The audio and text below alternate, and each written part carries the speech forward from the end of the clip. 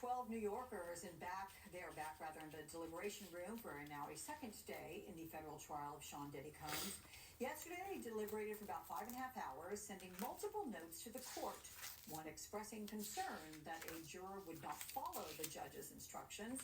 Another asked for clarification on instructions related to drug distribution. This morning, they sent another note already. Combs is pleaded not guilty to the charges of sex trafficking, racketeering, and transportation to engage in prostitution. NBC's Rahema Ellis is joining us from outside that courtroom. Rahema, welcome. So what do we know about today's deliberations so far? We know that this jury is busy because they have been asking questions of the court in an effort to come to a resolution about the guilt or the not guilty disposition of Sean Combs in this federal case. I want to refer to what happened yesterday. The judge said that he was going to give them an answer about the question of drug distribution.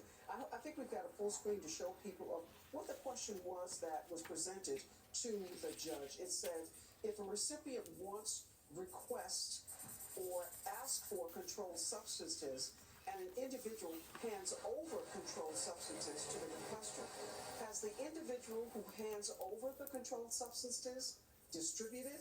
This is in reference to that first count, that count of racketeering conspiracy, and the question of drug distribution is a part of that. Both sides, both the prosecution and the defense, took this as an opportunity to try to convince the court to construct an answer for the jurors that would be in their best interest, meaning the side of the prosecution or the defense. It got kind of heated in there, and this judge is still trying to figure out what he's going to do in that. I want to make reference to one other note that came from the jurors. They wanted some testimony back from the jurors. We read to them, and one of them involved Cassie Ventura in reference to the incident that happened in the Intercontinental Hotel. That's that infamous tape of when Sean Combs is kicking and beating Cassie Ventura in the hotel. The jurors have asked for a portion of that back. The last thing I want to say to you, Alex, is that in terms of Sean Combs' demeanor this morning, he seemed a little more subdued today than he was yesterday when he came into the courthouse. He was smiling, a little more subdued, and we got from one of our producers who's in the courtroom, as they were getting ready to go out, he leaned over to his mother and said to her, "It's going to be okay."